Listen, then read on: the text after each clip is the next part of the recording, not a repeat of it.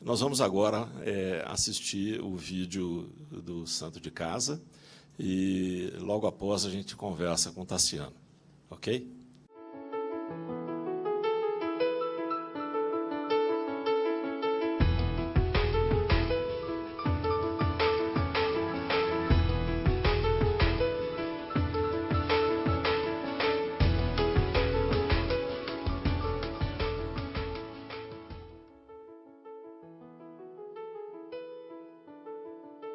Meu nome é Tassiano Gonçalves, professor e biólogo, e atualmente aqui na Secretaria de Educação sou coordenador do Núcleo Pedagógico das disciplinas de Biologia e Ciências. Desde criança eu sempre tive paixão em aprender e, sobretudo, ensinar. E eu percebi que o caminho mais adequado para isso seria por meio da docência. Quando a gente tem a oportunidade de ter um grupo de alunos nos ouvindo, essa talvez seja a maneira mais interessante para que a gente possa ensinar e aprender também. Eu gosto de trabalhar com projetos porque eu acredito que o projeto é uma das alternativas para a educação do século XXI. Quando a gente trabalha com projetos, nós utilizamos aquilo que o aluno julga importante para a sua vida, mas nós podemos colocar os conteúdos que são fundamentais. Enquanto professor, eu trago para a realidade do aluno esses conteúdos. A ideia de construir a Casa da Vida surgiu há cerca de 8 anos, quando já biólogo, trabalhando com a questão ambiental, pude notar uma grande quantidade de lixo muito próximo à escola, realidade essa que os alunos também observavam. E um dos alunos, quando a gente pensou em fazer algo, disse: mas professor Tassiano, e aquela quantidade de lixo que nós temos?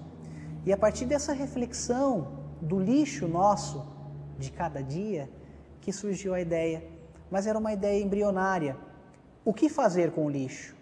Nós, através de pesquisas e de materiais que nós poderíamos reutilizar, optamos por trabalhar com o que tinha em grande quantidade no bairro, que era a embalagem longa vida.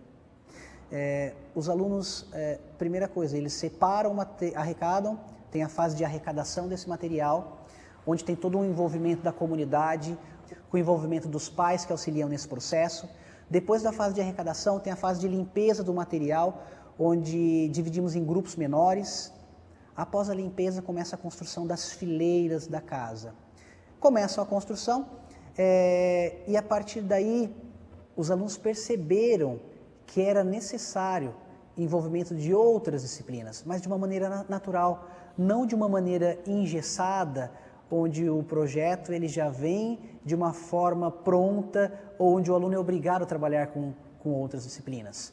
Eles perceberam na prática que sem a matemática nós não conseguiríamos construir a casa, e perceberam que sem o conteúdo de geografia, muito menos, porque envolve diretamente as questões ambientais. E se nós não utilizássemos os princípios químicos que envolvido com o professor de química, nós nunca montaríamos uma casa e utilizar a embalagem como o isolante térmico, assim como foi feito. E desta forma, naturalmente, o aluno percebendo a importância e a funcionalidade de diversos conteúdos de disciplinas diferentes, eles puderam levar isso para uma maneira prática. E diferente do que muitas vezes é trabalhado apenas na teoria, eles puderam contextualizar e trabalhar com um projeto efetivamente interdisciplinar dentro do currículo do Estado de São Paulo. A maior dificuldade do projeto foi conscientizar os alunos de que eles precisam ter autonomia e precisam ser protagonistas. E muitas vezes nós, professores, temos a postura até de colocá-los como coadjuvantes no processo de ensino-aprendizagem, e eles, quando perceberam que eles eram os responsáveis pela construção da casa e não o professor, e que a minha função enquanto educador era apenas mediar o processo de construção da casa foi muito mais dinâmico, porque eles viram que tinham que assumir a sua responsabilidade, que se um colega não fizesse, o outro ia ser prejudicado, que se não tivesse a solidariedade e o comprometimento, a casa não estaria pronta. Nós optamos inicialmente em trabalhar com alunos de nonos anos, com uma turma, mas o projeto ganhou tamanha dimensão que passou a envolver toda a escola, com alunos de 8, 10 anos até alunos maiores de idade, 18, 19 anos, alunos do ensino médio. É claro que com tarefas distintas, mas o interessante é que os maiores, os mais velhos, ensinavam os menores e também vice-versa, porque os maiores aprenderam com as crianças menores como trabalhar em equipe, como dividir tarefas, a sensação de pertencimento, de fazer parte. E quando eles perceberam que são capazes, que podem, nós ganhamos o mundo das nossas crianças. Muitas vezes essas crianças que vêm de todo um processo de vulnerabilidade social, que era a realidade da escola, na primeira oportunidade que eles têm de se mostrar e mostrar o seu valor, que foi este projeto, eles abraçaram, eles aprenderam a se valorar. Qual o seu valor enquanto ser humano? É interessante que, nesse caso em especial, depois do projeto pronto e de que acabou a fase de arrecadação de embalagem longa-vida, alguns pais vieram e me perguntaram, e agora, o que nós fazemos com as caixinhas de leite? Independente da resposta que eu teria para eles, essa pergunta foi um grande ganho. Eles passaram a enxergar que aquilo que nós chamamos de lixo gera uma certa preocupação e para algum lugar vai e leva à reflexão.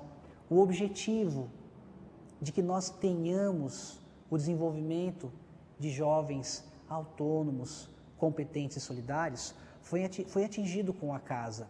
A Casa da Vida recebeu uma série de prêmios. Primeiro, aqui na região, o prêmio do jornal Mogi News, como professor cidadão. Recebemos também o prêmio da 6ª Olimpíada Brasileira de Saúde e Meio Ambiente, sendo eleito um dos 6 melhores projetos do país pela Fundação Oswaldo Cruz. E eu tive a honra de acompanhar de um aluno ir para o Rio de Janeiro, apresentar o projeto como forma de divulgá-lo para professores de todo o país.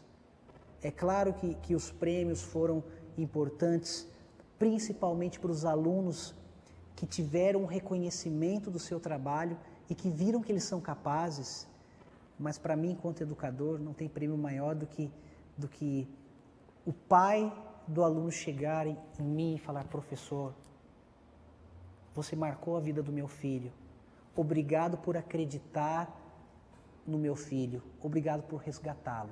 Nós não éramos mais professor e alunos, nós éramos companheiros, houve verdadeiramente uma cumplicidade. A partir do momento que nós empoderamos as pessoas, foi quando eu percebi que eu ganhei o maior poder, que é a confiança, que é o relacionamento, que é o grande diferencial, não do professor, não somente do professor, mas de todo o profissional. Eu aprendi que nós aprendemos com os alunos e que a minha função hoje não é apenas ensinar, mas mediar esse processo de transformação daquela informação em conhecimento. Perceber que muitas vezes o segredo não está nas respostas e que minha função não é dar respostas, mas sim instigar as perguntas, que se eu der a resposta, eu mato o processo, mas é fazer com que ele enxergue que ele é capaz, é perceber que ele, com as perguntas certas, vai ter uma chance melhor enquanto profissional, enquanto cidadão, em qualquer lugar que ele estiver. Desculpem decepcioná-los, mas eu não tenho milagre. Não sou milagreiro e muito menos santo. Mas o que eu tenho para dizer é que todos nós, seguindo essa linha de raciocínio do santo de casa faz milagre, usando metaforicamente o termo, todos nós podemos fazer milagres e você já faz o seu milagre na sua instituição. Só precisa acreditar nele.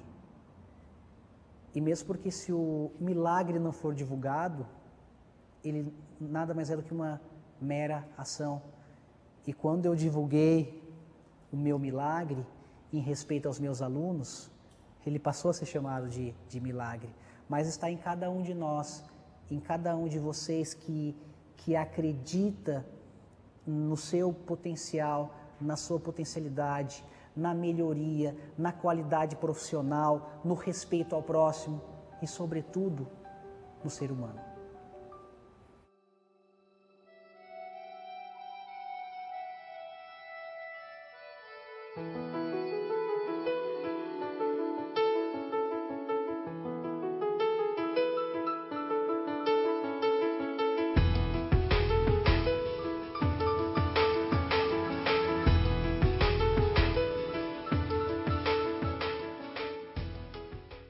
Tassiano, tem algumas questões aqui que eu acho que seria legal você responder. Uma delas é o seguinte: a sua crença passou por algumas provações. Pela nossa conversa, nós percebemos que, pelo seu relato, que teve alguns momentos que você pensou duas vezes na continuidade do projeto. Seus pares que estão assistindo esse vídeo, que estão assistindo pela internet, certamente assim poderão aprender com a sua experiência no momento de provação que você teve, junto com o trabalho com os seus alunos. Eu queria que você falasse um pouco sobre isso. Muito bom dia. Era uma casa muito engraçada. Não tinha porta, não tinha quase nada, mas muita vida. Vida de cada um dos alunos que colocou e depositou neste projeto a sua vida. É claro que, como todo projeto de vida tem suas dificuldades, este também as teve. Enquanto educador, passei por muitos. Em alguns momentos iniciais, pensamos em parar o projeto, em se tratando de uma realidade não diferente da realidade de outras escolas públicas brasileiras, com todo o contexto de vulnerabilidade social que nós enfrentamos.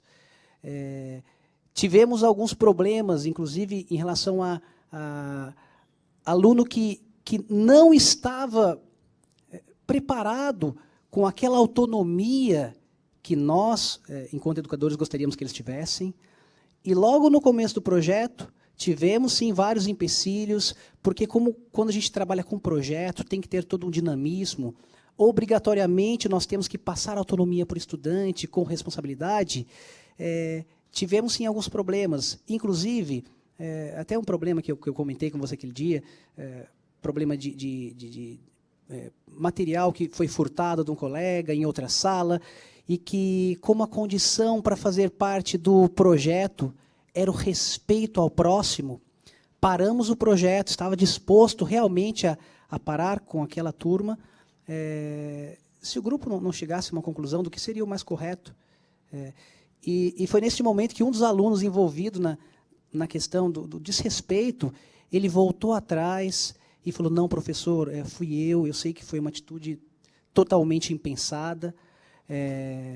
Se desculpou, devolveu o material para outro colega em questão, e o projeto teve continuidade. E o mais interessante é que eles aprenderam com isso através dos seus atos, não através do que o professor teria para passar para eles. Alguma questão da plateia? Eu colocaria uma questão para a gente finalizar, que é a seguinte: um trabalho desse interdisciplinar é muito difícil você implementar, né? não só implementar, como fazer com que ele ocorra de forma habitual. Eu queria que você acabou fazendo esse trabalho de forma interdisciplinar. Eu queria que você relatasse como é que foi essa experiência, ou seja, como é que os seus colegas viram isso, como é que eles contribuíram com isso e quais foram as dificuldades, né, que você teve para que houvesse uma adesão não só dos alunos, mas como dos seus colegas. Inicialmente foi fundamental para o desenvolvimento do projeto que nós tivéssemos uma motivação, mas não no sentido preconceituoso, muitas vezes utilizado do termo, mas sim no motivo da ação de desenvolver um projeto que fosse de interesse para os alunos e para todos, para a escola também, para a comunidade em questão.